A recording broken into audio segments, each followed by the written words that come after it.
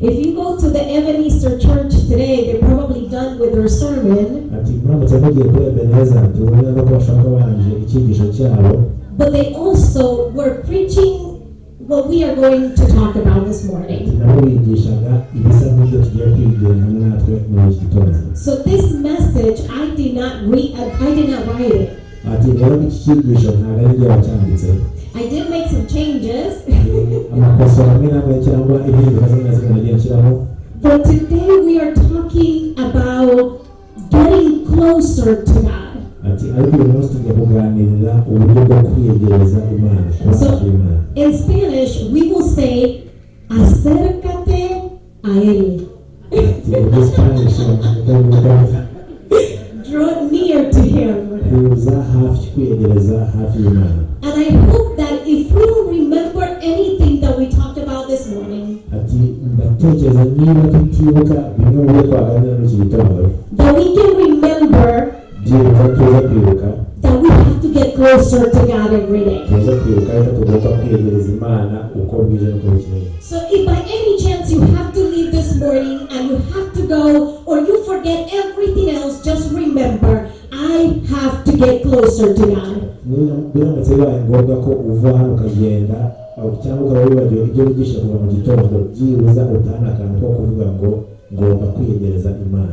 You know, and I want to ask a question this morning. What would your life look like if prayer was not just a habit?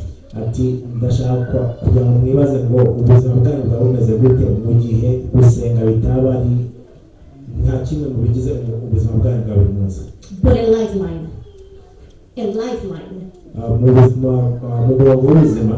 A lifeline is something that we need in order to be able to survive. So if prayer was something that we thought I needed to be able to survive today,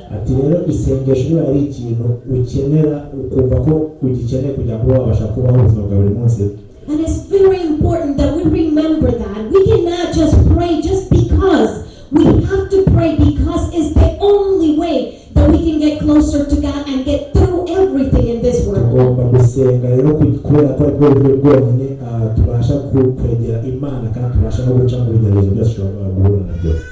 And I'm going to try to follow what I wrote, because if not, you will not be able to follow me too. I will try.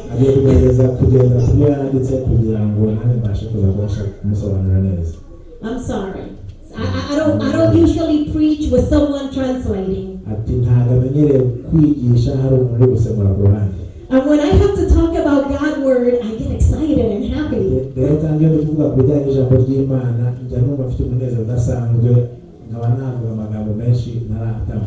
So as you know, I might do it a little bit faster than what someone can translate, but I will do my best.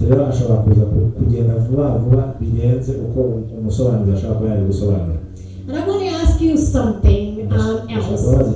How many of you are like me, that if you have a symptom, if you have something, you have a headache, you try to Google it, and you go to Google to see what it means?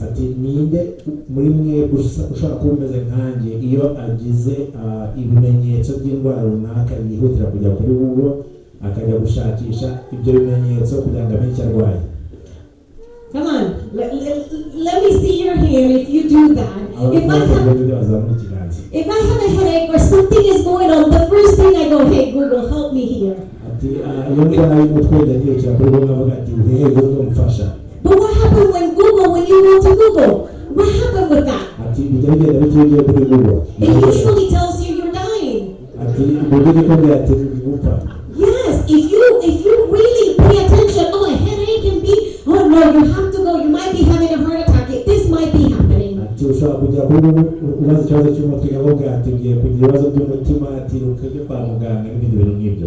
And I want to bring this, you know why? Because today we are talking about someone that you went through a lot of doctors. And this woman in the Bible doesn't have even a name. ati uyu mama uri muri Bibiliya tugiye kwigaho nta nubwo afite n'izina ry'abantu muri Bibiliya. No name. The only thing we know this woman is by the woman with the issue of blood.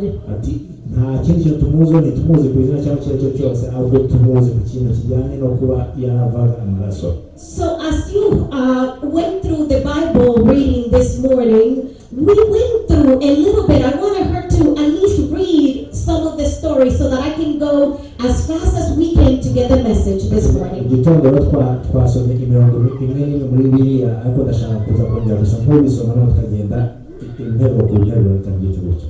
So today we are going to talk about this woman that went from one doctor to the next to the next.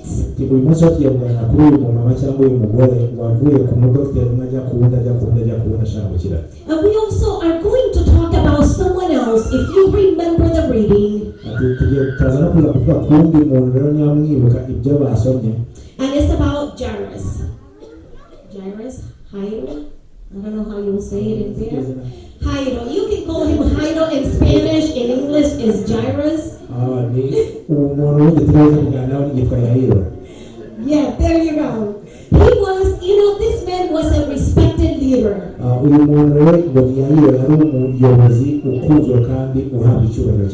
was used in being in control. But when his little girl was sick, if anyone have gotten one of their children that is sick, you do anything for them to heal, right?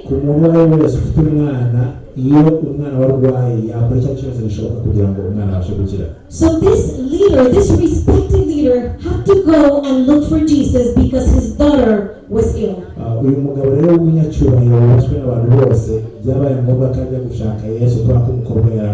So we have two stories here. Someone that was an outcast, what we call in English, or someone that couldn't be close to anyone.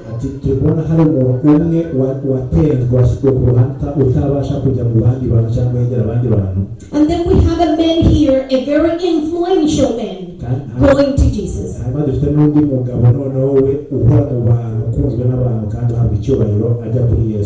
And they both desperately needed the same thing. They both just needed to get close to Jesus. And if we remember the story, Jesus was coming from where? He was coming in a boat, we can say, and he was walking with a lot of people around him. And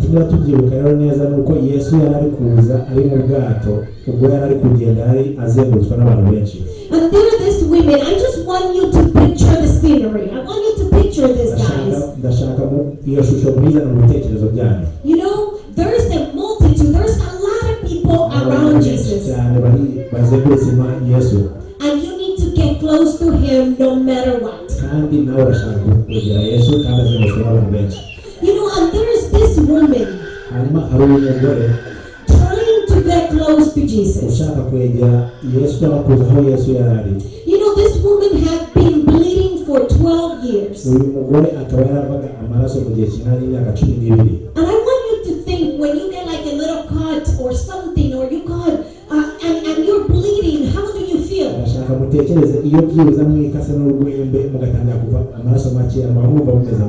Imagine 12 years bleeding. How can you think she was? Probably she was weak. And not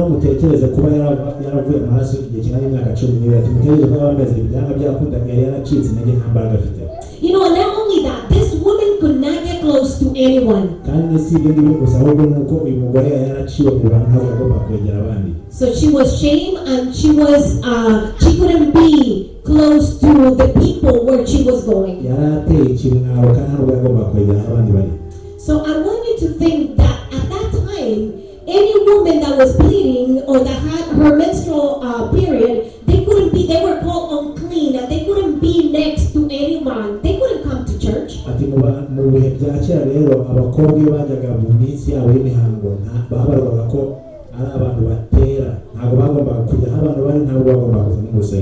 So she had not had a hug in 12 years.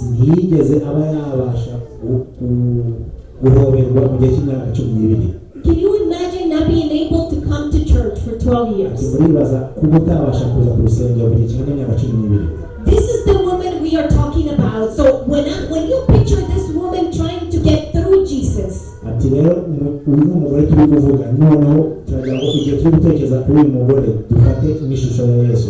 she was weak. yarananiwe adafite imbaraga. She wouldn't be close to people. How do you think she went? ntabwo yagombaga kuba ari hafi y'abantu, yagombaga kuba ari hafi y'abantu. And even though the Bible does not tell us that she covered herself, she covered her face. ati buriya ntabwo itubwira ko yigeze yihisha kugira ngo abashe kuza hafi y'abantu. I have to think that nobody could recognize her. ati ndatekereza ngiye ku giti cyanjye nuko nta muntu wari kumumenya n'ubundi iyo bamubona. So she has to cover, because if people were close to him, you know what they will say? They will say unclean. ati rero yagombaga kugenda asa nk'uwikinze mu maso kugira ngo batamubona kuko bari kuvuga ngo uyu nguyu ni icyanduye. And I just imagine her repeating to herself, if I just touch at least the little hem in his clothes, just if I touch it. ati ndi kwibaza ari gutekereza cyangwa ari kugenda yisubiramo uko buri munota avuga ati byibuze nayo nanjye nakora ku ikanzu ye gusa gatoya. Just if I do that, I will be healed. ati niyo nakora icyo ngicyo cyonyine gusa ndaza gutangira. I want you to think about the faith this woman had. ati ndashaka mutekereze ku byiringiro yari afite cyangwa kwizera uyu mugore yari afite. You already Google everything. You already tried all the medicine Google told you. wakoresheje imiti yose gukora rwayo, wagerageje gushakisha igitera izo ndwara zose Google yarabibona byose byaranze. You've been to all the doctors you can imagine. wagiye ku badogiteri bose ushobora kuba watekereza. And now the only miracle, the only thing you can think of is a man that is walking by around a multitude. ati noneho amahirwe yawe yani muri gutekereza ko ashobora kuba yagukiza ni umugabo uri kugenda kandi azengurutswe n'abantu benshi. And guys, she touches him and boom. What do you think happened? tumutekereza byagenze gute? ati yaragiye aramwegera mukoraho. ati munatekereza byagenze gute? She was healed. yahise akira. She was healed. But at that moment, Jesus, in the middle of everything, in the middle of so many people, he says, someone have touched me. ati muri ibyo byose akimara gukira uwo mugore amaze kumukoraho, abantu bari bamuzengurutse bamukoraho, ariko uwo mugore yamukozeho gusa aravuga ati hari umuntu umozeho. Someone have touched me. And I want you to think ndashaka mutekereze about Jairus. kuri Yairo. Or Jiro. How do you say that? Yairo. Jairo. You know, I want you to think about him. ndashaka mutekereze kuri Yairo. Because you know where Jesus was going when the woman touched him? ati no muzi aho Yesu yari kwerekeza ubwo umugore yamukoragaho. He was on the way to heal Jiro's daughter. ati yari mu nzira yerekeza kujya gukiza umwana wa Yairo agakobwa ka Yairo. He was on his way. yari mu nzira. Can you imagine this? I want you to picture this two stories. ndashaka mu bitekerezo izi nkuru zombi uko ari ebyiri. It is your daughter that is dying. May God protect all of our children, right? But it is my daughter that I don't want Jesus to do what? To get there as fast as he can. ati mutekereze ko aba ari umwana wanyu ararwaye uri kwihutisha Yesu kugira ngo amugereho abashe kuba yamukiza. I want him to get there, and now Jesus stopped. All of a sudden he stopped because someone touched him. ati noneho Yesu arahagarara ko ari umukozeho kandi wowe uri gushaka ko Yesu agera ku mwana wawe kugira ngo amuvure. I just want you to think, because we have to get in the story in order to be able to understand it. ndashaka tumubitekerezeho twinjire muri iyi story neza, muri iyi nkuru neza kugira ngo tubashe kuyumva neza.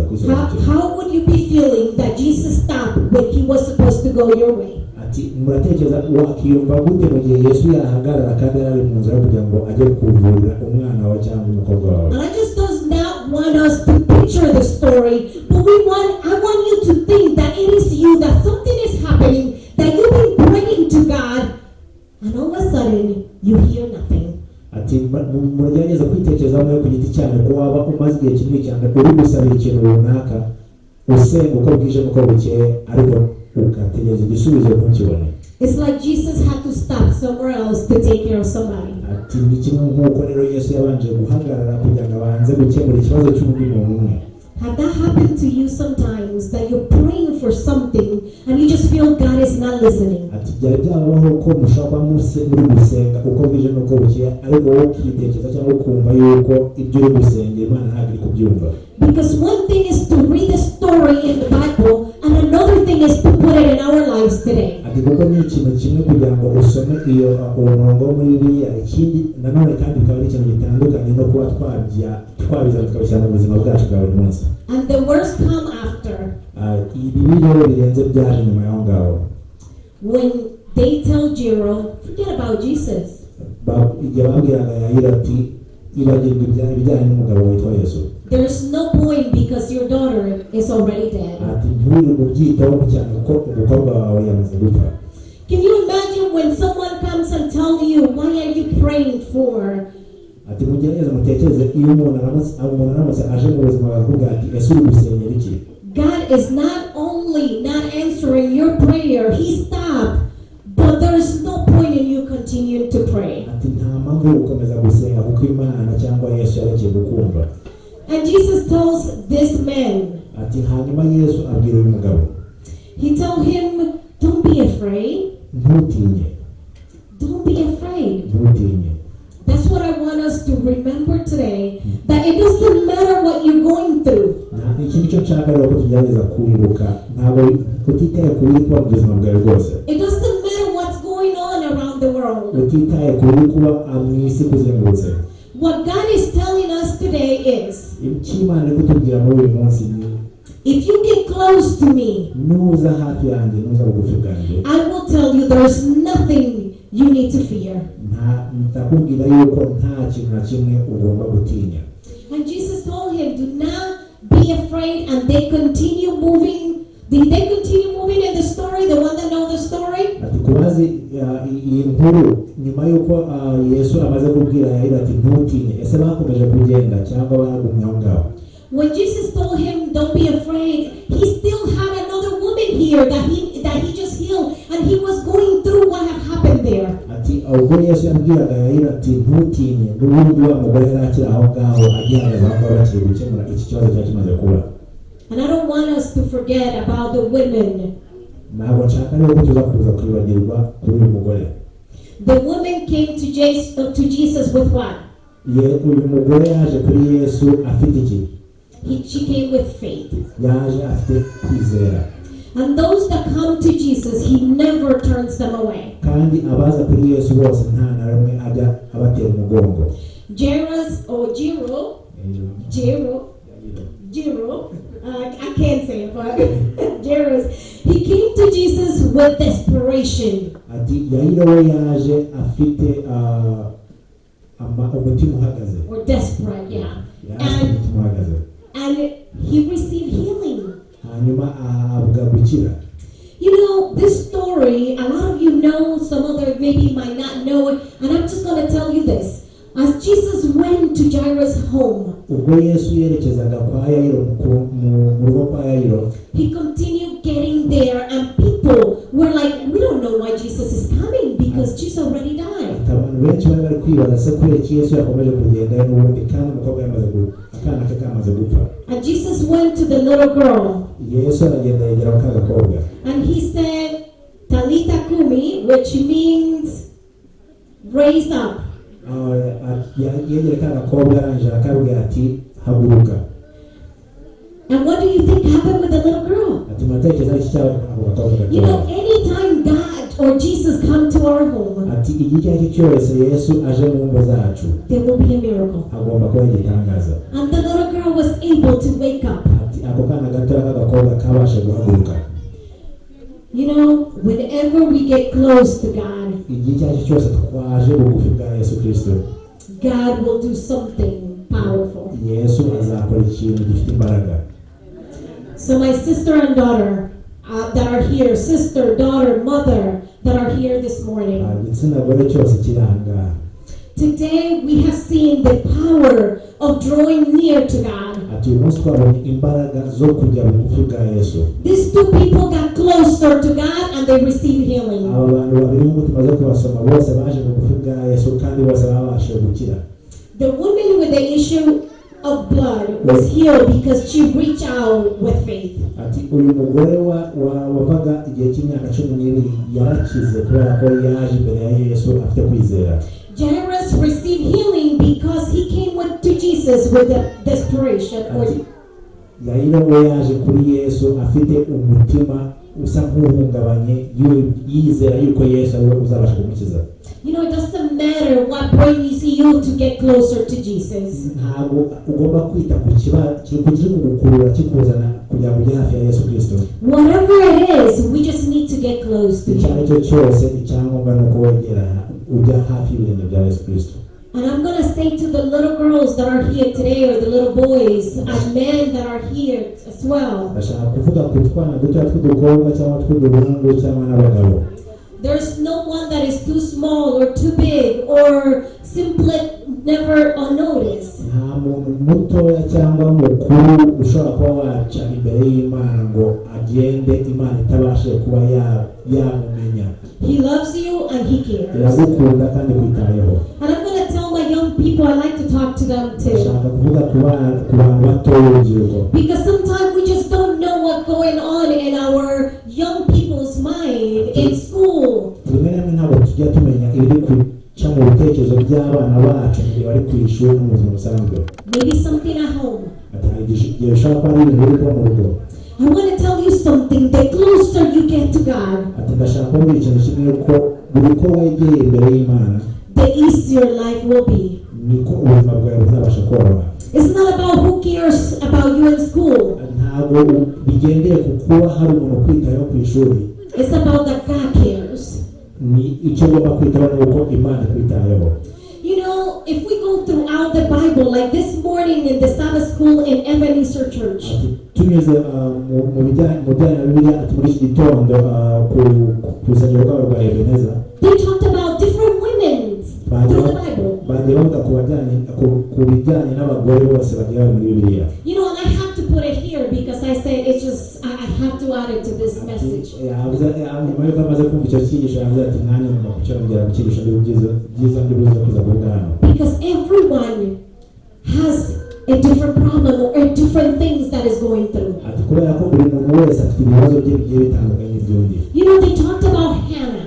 Ati bavuze kuri Anna in Spanish. That's Anna too. Yes, Anna. You know, Anna was persistent in prayer. Anna yakomeje kugenda ahozaho asenga ahozaho atitiriza. And it led her to a miracle. Hanyuma biza kuza kumuzanira ibitangaza mu buzima bwe. You know, they talked about Esther. Bavuze kuri Esther. And this woman changed an entire nation through prayers. Yahinduye amahanga yose akoresheje isengesho. We have a widow in the New Testament in Luke 18, if you want to go and read that message. Dufite umupfakazi uboneka mu gitabo cya Luka 18. And there Jesus teaches us that prayer has to be relentless, or I can put it that it has to be continuous. Ati ahangaha Yesu atwereka yuko isengesho rigomba kuba ari uguhozaho rigomba guhoraho. You know, today the message is for us to pray. Uyu munsi message ni yo kuvuga kujyanye ko tugomba gusenga. No matter what. Utita ku cyacu cyose. To get closer to God. Tugomba kwegera Yesu. And someone is going to say, Denise, it's better said than done. Ati ushaka kuza kuvuga ati ushaka kuza kuvuga Denise uti biroroshye kuba wabivuga kurusha uko wabikora. Life is busy, guys, right? Ati ubuzima ni busy cyane buradutwara. We are busy, we are tired, we work, we do this, we do that. Turakora dufite inshingano nyinshi. And sometimes the telephone or there's too many distractions that pull us away from prayer. Because we have to be honest, right? There's some time that sometimes we should be praying, but we're doing something else, maybe on Facebook, I don't know.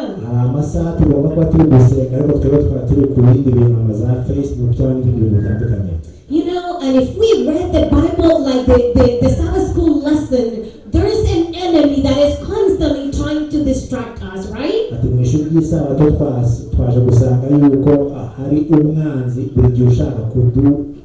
kuturangaza kudukura ku by'Imana. You know, Satan is not afraid of a busy person. If you're busy, he's not afraid of that.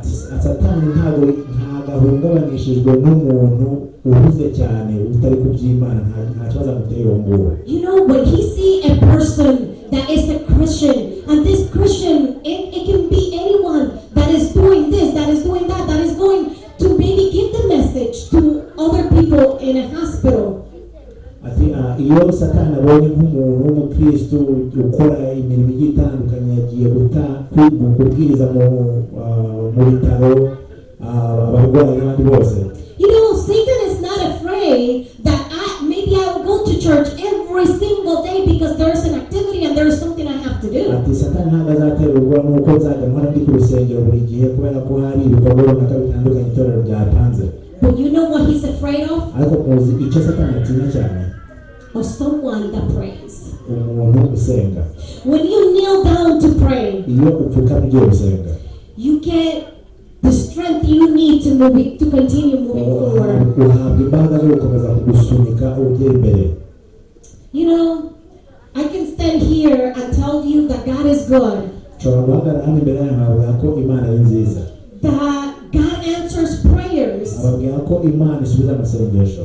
But there's someone that I'm sure is going through their mind. Ariko nzi neza ko hari abantu mu bitekerezo byabo. If God answered prayers, niba ukavuga ati niba Imana isubiza amasengesho, if God can heal that woman, niba Imana ishobora kuba yakiza uriya mugore, if God can resurrect other people that died, niba Imana ishobora kuba yazura abandi bantu bagiye bapfa, why doesn't he solve my problem? ese kubera icyo Imana idakemura ibibazo byanjye? Why didn't he do something maybe for someone that had just passed away that I care about? Kubera iki itagize icyo ikora ku muntu w'inshuti yawe cyangwa nitayeho wapfuye?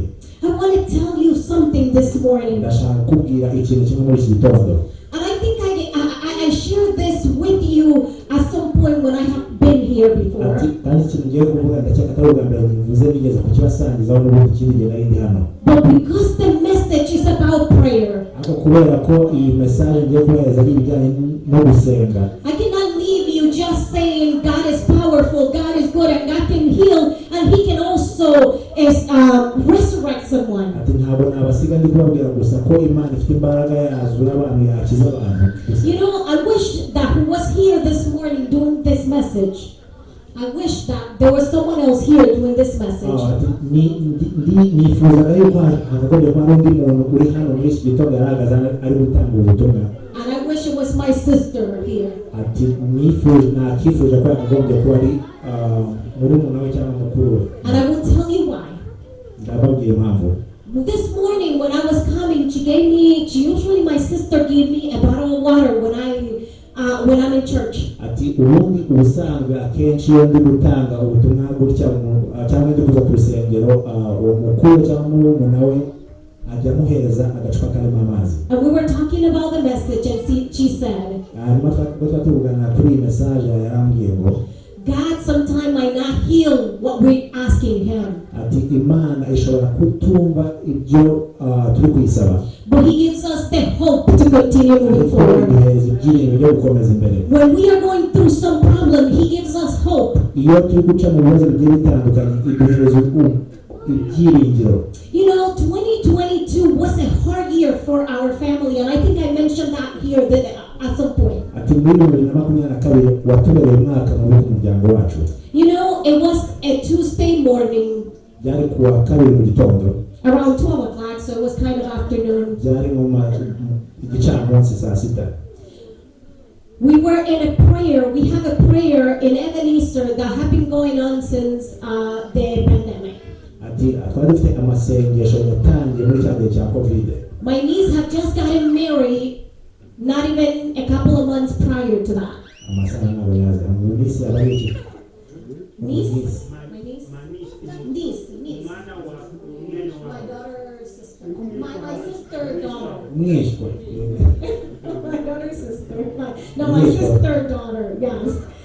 And she called, and you know, she was in that in that prayer line. Ati mwishwa we yari muri uwo murongo w'amasengesho. And she was so excited because she had gotten a job. yari yishimye cyane kubera ko yabonye akazi. You know, she had just gotten married, she had moved out of state. yari amaze gushaka umugabo, hanyuma yari amaze no kwimuka muri state yari arimo. And on Wednesday, hanyuma kuwa gatatu they called us that she wasn't feeling well. turabahamagara bababwira ko atameze neza. You know, and it was Wednesday afternoon. hanyuma kuwa gatatu nimugoroba, amasaha nimugoroba, We were talking to her even though she was in the hospital. She seems fine. ati twari turi kuvugana kuri telefone nubwo ari mu bitaro, ariko nyine yagaragaraga ko ameze neza nta kibazo. So Wednesday night we go to church because we have a prayer night as well. ati hanyuma kuwa gatatu nimugoroba tujya ku rusengero, tugiye gusenga kuko twari dufite amasengesho ku rusengero. As we were there, hanyuma igihe twari turi aho ku rusengero, we got a phone call that she has to be flown from the hospital she was to the next hospital. ati baduhamagaye kuri telefone batubwira ko agomba gufata indege ibumukure kuri ibyo bitaro yariho imujyana ku bindi bitaro. See, we were in church twari turi mu rusengero praying for her. turi ku rusengero. And at that night, when I spoke with her husband, ati muri iryo joro ubwo nari kuvugana n'umugabo we, I went to the computer to find a flight for my sister to fly the next day. ati nagiye kumushakira indege kuri computer kugira ngo abashe kuba yavanwa aho ngaho yari ari mu gitondo gikurikira.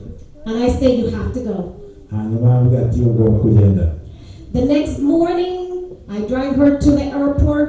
hanyuma mu gitondo arabyuka mujyana ku airport. She's on her way. ari kugenda mu nzira. She gets there, agerayo, and she says, things are not good. aravuga ati ibintu ntabwo bimeze neza. And I said to my mom, and if some family, we have to go. abwira Denise abwira mama we n'abandi banyamuryango bamwe namwe ati tugomba kugenda nawe. So we booked a flight, and we flew to Boston. ati twese dufata indege twerekeza muri Boston. We got there tugerayo, to hear the news that it was not so good. bakigerayo bahabwa amakuru y'uko bitameze neza na gato. The doctor said there's nothing we can do. umudokiteri arababwira ati nta kindi kintu dushobora kuba twakora. How many of us have heard that before? ati ni bande muri twe bashobora kuba bageze There's nothing that can be done. umuntu akakubwira ati nta kindi kintu twabikora. And you know, I'm telling you, this was from Tuesday. Tuesday everything was good. Wednesday everything seems okay. Wednesday night, then it wasn't so good. ati biri mu byuka ko bikuba mu minsi ibiri gusa. kuwa kabiri ameze neza, kuwa gatatu mu gitondo biraho ngaho biragerageza, kuwa gatatu nijoro byabaye ibindi. And Friday, kuwa nyuma the doctor said you have to disconnect abamubwira ati kuwa nyuma bagomba gucomokora because there's nothing that can be done. kubera ko nta kindi kintu bashobora kuba